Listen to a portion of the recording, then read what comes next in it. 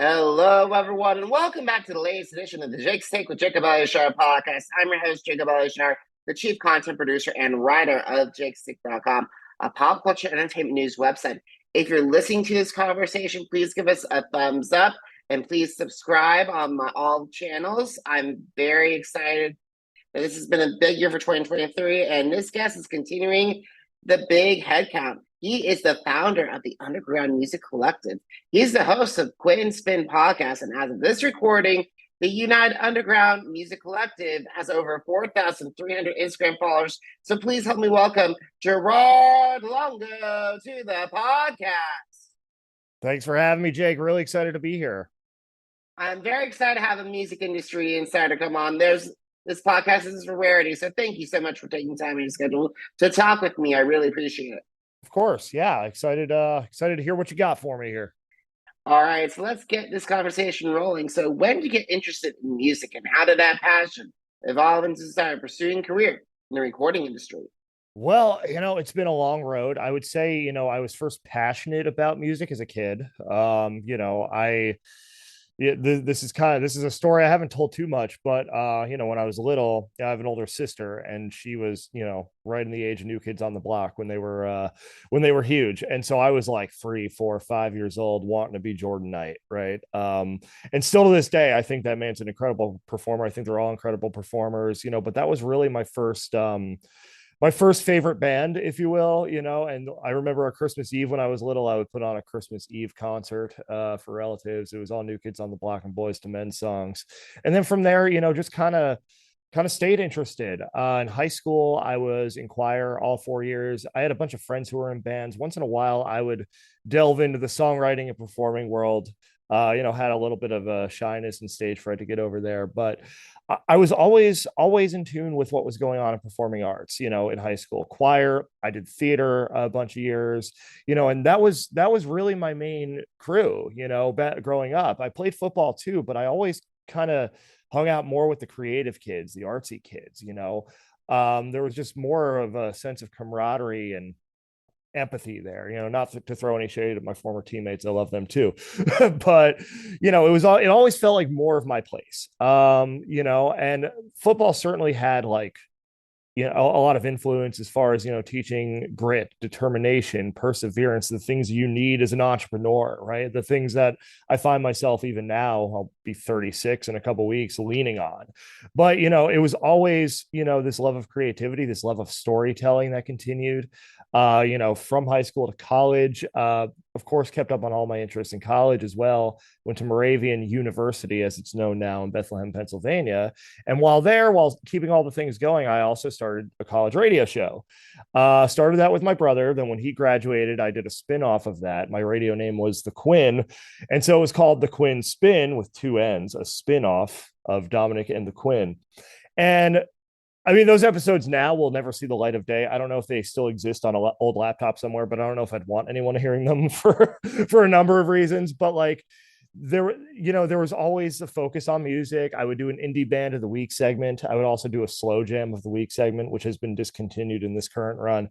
But there was always a focus on trying to use our platform whenever we could to highlight what was going on artistically around campus, highlight, people that were creating, right? And so I graduated from college in 2010, started the whole real world thing in between trying to play semi-pro football and trying to hang on there. But by 2012, that was done.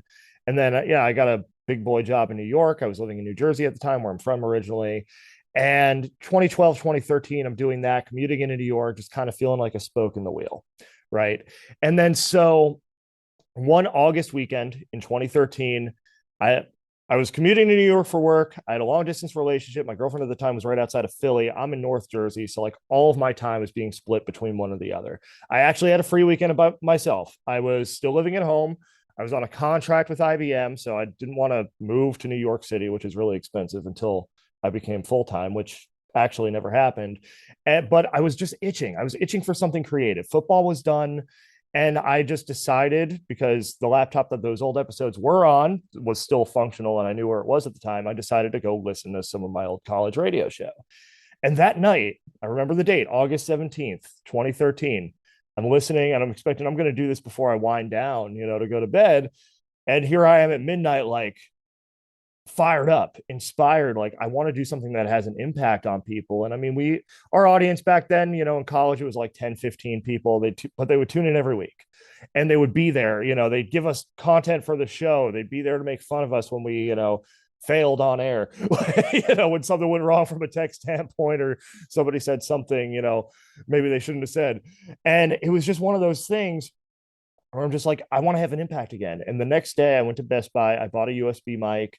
I made the logo, the first logo for the Quinn Spin, launched the social media handles, and I was going to start a podcast called the Quinn Spin to kind of resurrect what I had done in college. Where music came in was I still wanted to feature music, and I didn't really know where to find independent artists. So I just went on our new Twitter handle and decided to start looking for them there.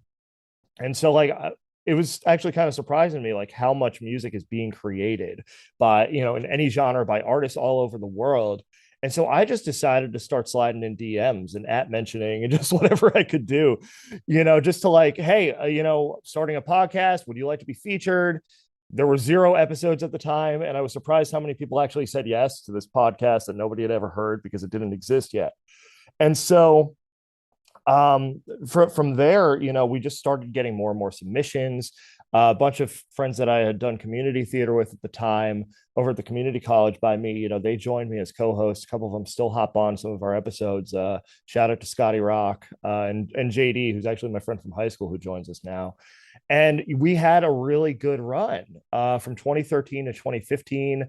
We put on events. We had over 100 episodes, none of which are really actively online. They're all kind of in the vault on our SoundCloud page now, locked away for a rainy day.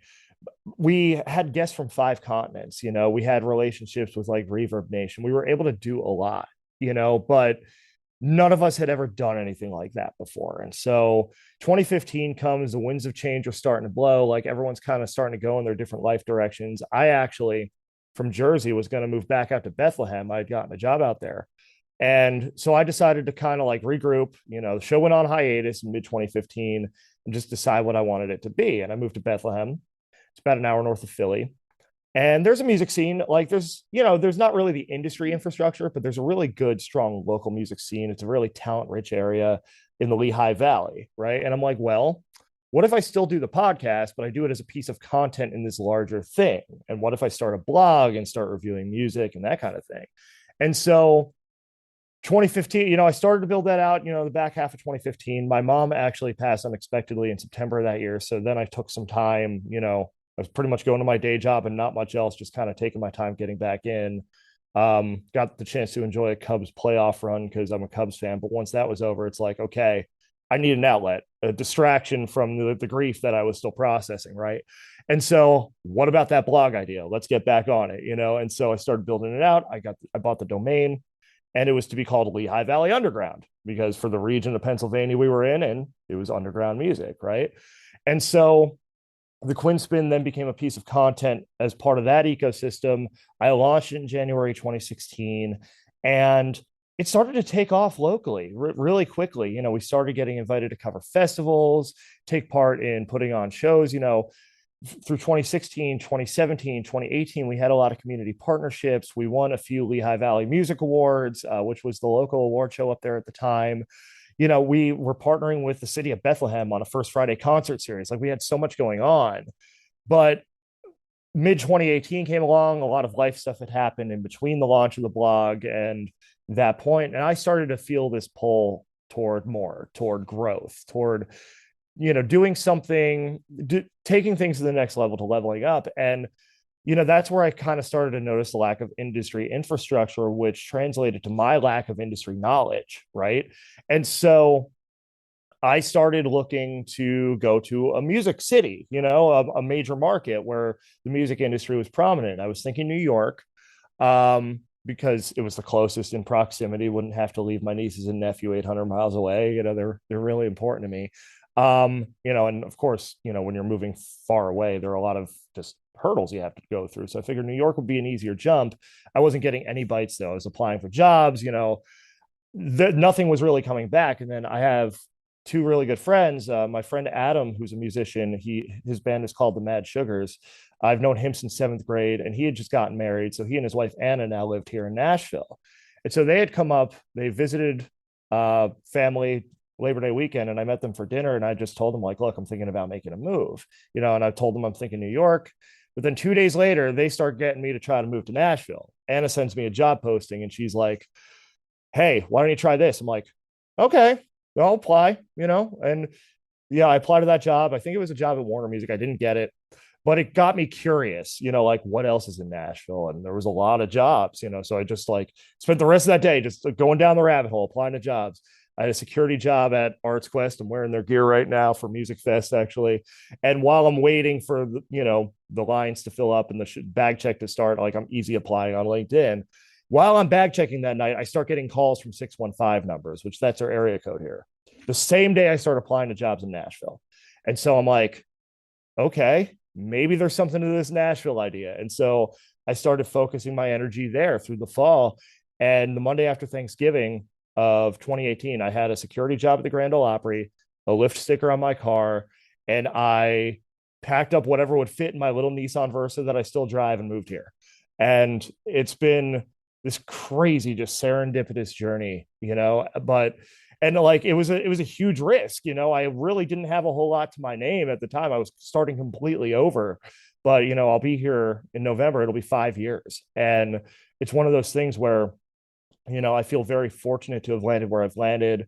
Adam and Anna had just bought a house. They needed a roommate. So like my living situation was figured out, like everything made sense and lined up. And in the process, it's like, well, we're not going to be Lehigh Valley Underground anymore.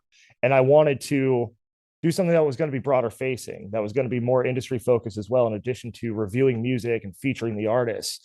And so I decided not to put Nashville in the name, and I called it Underground Music Collective, with the idea that Nashville's our home base, but we can impact artists from anywhere, and we can be a voice for this industry anywhere in the country, anywhere in the world. And I find myself coming back to that idea a lot as we start growing now, because it's like, well, it's a good thing I didn't put Nashville in the name, because we're having opportunities to branch out back to Bethlehem, but also branch out to other markets and folks, in other areas. So yeah, that's probably as short as I can make the origin story. So yeah. Well, I gotta say that's an incredible origin story. I gotta say you covered a lot of my talking points, so that's what I love about this conversation. I gotta say, first things first, 5 years in Nashville is incredible. I got to commend that, because I did 4 years in New York. Unfortunately, didn't go anywhere, but it brought me back home.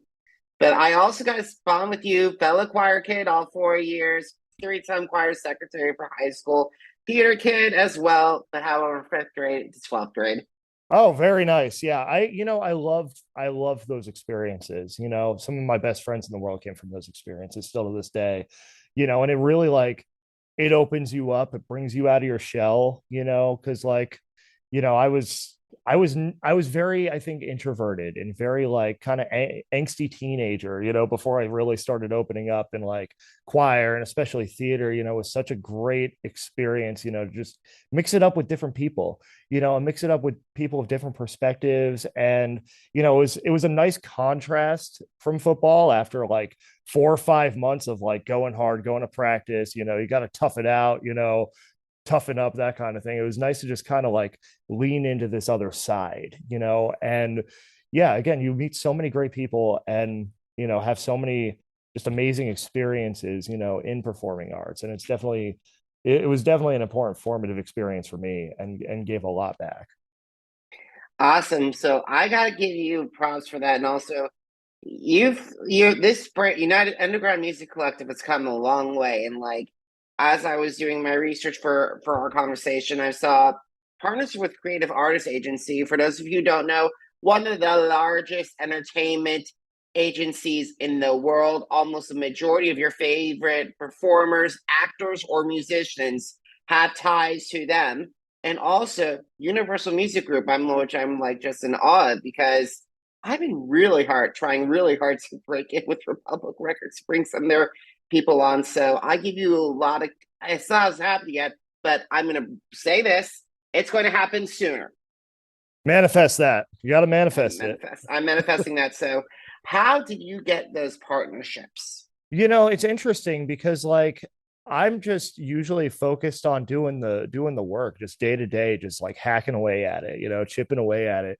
And once in a while I'll get an email from somebody and I'll have to look twice and be like, wait a second, who's this from? CAA was one of those cases. They reached out to us last year to help us promote their Young Nashville party, which is a big event they do every year. They did it at a museum here in town. They had a really cool Van Gogh exhibit going on.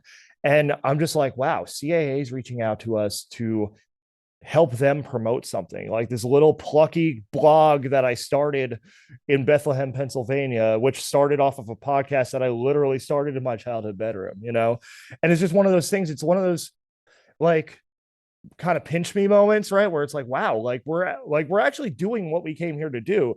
And that was become tied in with the industry, which then helps us connect the artists that we support, a lot of independent up and coming artists, to the larger industry. Universal is a similar case where I think, it was the second half of last year where their folks through their 1824 marketing agency started reaching out to us for coverage opportunities. So they'll invite us to their virtual press conferences.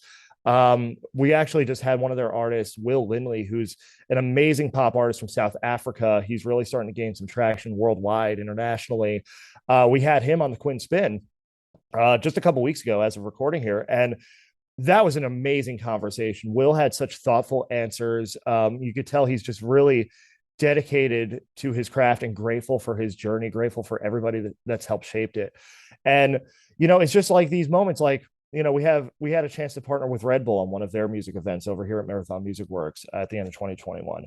The Tennessee Titans, who they're NFL franchise, but they're in Music City, so they have a lot of ties in with the music community. We've had the chance I had their social media director Nate Bain on the Quinn Spin last year, and we had a chance to go to their Battle of the Bands event here last September. Like, it's really incredible to see the organizations now that are starting to put us on their radar. Music Row Magazine's another one here in town. It's the biggest trade publication for the music industry in Nashville. And they just ran a feature about our virtual panel that we just had a couple weeks ago for Black History Month. And it's one of those pinch me kind of moments, but I can't say like I did anything in particular to facilitate most of those. It's them finding us, which, I mean, to me, what that tells me, and, Jake, I'm sure you could probably appreciate this, is like, if you keep doing the work and you keep doing good work for the right reasons for long enough, like, people are going to notice and people are going to appreciate that effort, and they're going to want to know how they can help you grow and grow with you. And I'm fortunate. I'm very fortunate to be in this position. And, of course, this journey, presents challenges every day. Even, I'll be 10 years in from the start of the Quinn Spin this August. And, you still see those challenges, but you see enough of those amazing moments and those amazing signals to just keep pushing that I don't believe that there's a point of arrival. It's just different points along the journey, different checkpoints that push you to the next thing. And we've been fortunate to experience a lot of those in the past couple of years. And that's amazing. That is amazing, Gerald. It's not just that's amazing. I gotta say, we don't like this has been a big year for me. I just had Chapel Hart, one of the biggest rising country acts from that, just appeared on AGT, but also doing well. It's been a fabulous year because I welcomed my friend Jay Sarah back from Survivor, and also he's turning into a huge businessman with TikTok, with his rising TikTok audience and his stuff, and appeared on his third season of the challenge. And also, even last year alone, it was Howie Mandel for like an 8-minute conversation, which was huge. So Yeah. I'm like, so things are starting to come along and slowly grow. So the past 2 years has been great. So I commend you for that as well. So the Thanks. question I have is, I have a lot of recording artists that come on this podcast, but not a lot of musicians that people who have the music interesting insights. So, in your humble opinion, without going over because we have a lot more stuff to talk about, could you briefly describe the business side of the music industry and what its expectations are for my audience who are artists that are listening to it? It takes a lot of grit. It takes a lot of determination. And I think in this day and age, like, if you're a musician, you're not just a musician, right? And just to elaborate on that point, like, you are the butcher, the baker, the candlestick maker, as a friend of mine likes to say. You are responsible not only for writing the songs and recording the songs and performing the songs, but also managing your whole artist brand, managing your entire business. If you want to succeed in the music industry, you have to treat it like a business. You have to approach it from a business mindset while also presenting yourself and presenting your brand in a way that's authentic to you, right? And I think the artists who are succeeding, especially as independent artists, they're not losing themselves in the process of trying to build their brand, build their image. Your brand is simply just an extension of who you are and what your interests are, right? So you're pretty much amplifying yourself for public consumption, for lack of a better term. And I think when you're starting out, like there's this expectation that a lot of people have. I know I had this expectation when we started the Quinn Spin that it's like, oh, we're just gonna keep putting stuff out and like we're gonna get discovered. It's gonna go from night to day. Like it's gonna be like we're gonna go from here to here, and it is a climb, a step by step climb. Sometimes you got to take a couple steps backwards. There's no such thing as overnight success, Oh yes, oh and yes. and there are going to be setbacks. There are going to be things that don't break your way, and they're going to test you. And it's how you respond to those tests that's really the important thing. How are you responding to adversity that comes your way? If you don't get selected for an opportunity, if you don't, if a business partnership doesn't work out. I mean, there is shady stuff that happens in the industry all the time, and artists do get taken advantage of. And if that happens to you, how are you going to recover from it? Right down to, okay, like if you go down a certain path, with your brand, with your image for a while, and it doesn't really feel authentic to you anymore, like how are you going to pivot from that? How are you going to recover from that? So there are so many things that can throw you, not even, and that's not even getting into all the life stuff that can throw you off, ends of relationships, losing a loved one, loss of a job, like, because most of us are still working jobs and hustling in other ways while we're trying to build the thing, right? So it's like Absolutely, absolutely. there's so much to keep in balance, and like it's so important, I think, to just not only like build in this sense of grit and determination, but also make sure you are giving yourself what you need in a personal sense. Make sure you take time for self-care, make sure you're eating right, make sure that you are moving every day. You don't necessarily have to go hard in the gym for 2 hours every day, but make sure you get outside, take a walk, do something to care for yourself, have some kind of self-care routine, build healthy habits. And I know, like, the whole rock star stereotype is like you're just going to party all the time, you're going to stay up all night. Like, even if that works for you in the short term, it's not going to work for you in the long term. And at some point, like self-care has got to take over. And you've got, especially now when you have all the tools at your disposal to be an entrepreneur in music, that means that you have to be fully focused on driving that forward, and you have to be operating as your optimal self to do that. So self-care is important, making sure you're managing the energy that's in your life, making sure that it's positive and additive and not a distraction. Limiting or even cutting off toxic relationships for me over the past year in particular has been absolutely monumental. It's been a game changer, but it's just really this sense of like holistic wellness, but also holistic entrepreneurship. It's a twofold process, that I think like when you're starting out, again, you don't expect it to be that complicated, right? But really, like, I find that there's not much separation between business and personal when you're trying to grow it from the ground up. Everything feeds everything else. Absolutely, 100%. Everything. It is a hustle. A lot of people don't understand it's a hustle. It's always been a hustle. Yeah, absolutely. And there's always new hustling to do. There's always that other mountain to climb. And that's the thing. There's that saying, the true artist is never satisfied. And there is always, if you're creative and you're ambitious, there's always going to be something else you want to go out and conquer. And so you have to look at it as you're in it for the long haul. It's not just like I'm going to reach a point and arrive and I'll live happily ever after and all of my problems will forever be solved. It's called the creative process for a reason, because it is a process, and that process is going to go for as long as you choose for it to go, and through as many milestones as you determine you're going to reach through that process. So it's just one of those things where you're in it for the long haul. And I keep saying, no point of arrival. There's no like made it moment. There are just different markers along the way that show that progress. Absolutely. And two of my biggest heroes and role models in the entertainment industry. Regis Philbin and Barbara Walters were 80 when they left. Regis left when left live, and then Barbara Walters retired from The View and ABC News. And I would love to have a career like both of them. Yeah, yeah, and that's the goal, right? Is to build something that lasts, to build a legacy that's going to live beyond you, right? And I think like as creative people, we all want that, right? Like we all want to have the opportunity to create something bigger than us, something that has that impact. I remember I go back to that night that I decided I was starting the podcast, and what I said to myself is I want to do something that impacts people. Did I think it would grow to this level? Did I ever expect to still be doing this 10 years later? I don't know what I expected, to be honest. I just needed something, I just needed to not feel like just that spoke in the wheel. And like, I look around at everything I've created and like, I want to keep it going forever. I want it to outlive me. But I also know too that like, if it all ended tomorrow, like everything I've created, everything I've done, like it's impacted people. I've had that impact, thousands of times over now. I want that to be millions, but like it's also keeping in perspective that like this journey, even if it was just 10 years long and it stopped on the 10th birthday of the Quinn Spin, which I don't plan for it to, but just, a hypothetical, like those 10 years are filled with memories and relationships and just impact that I'll never forget. And that left an impact on me forever, And so there's so much beautiful to take from this, and it's just keeping it in that perspective too, that we're fortunate to do this.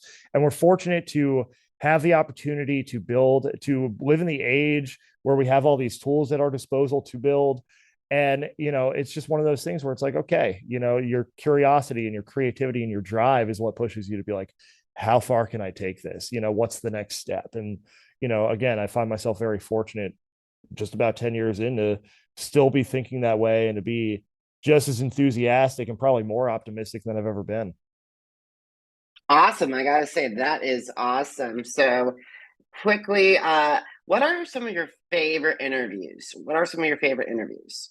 As far as what we've done on the Quinn Spin, Yes, yes, yes, yes. whew, okay. Well, the Will Lindley one, that's a very recent example. I loved that one. And, it was one of those like sometimes our interviews go an hour and a half. Sometimes they last like 20 minutes. That was a shorter one, but like we covered so much and his answers were so in depth and thoughtful for what we were able to cover in that half hour.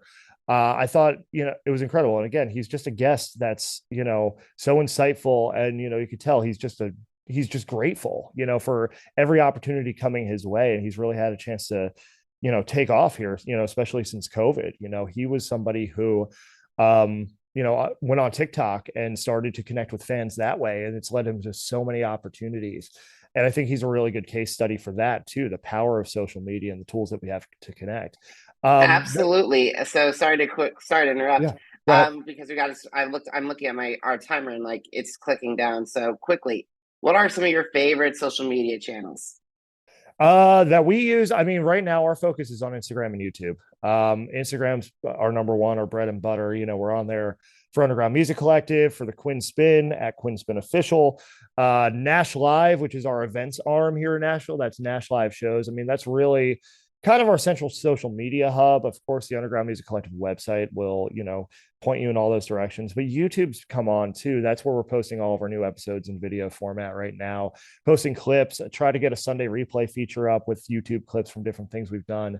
I mean, those are my two focus points. I need to get into TikTok, or I need to hire someone to get us into TikTok. I feel like there's so much of a learning curve, and with everything going on, I wouldn't be able to do it justice right now.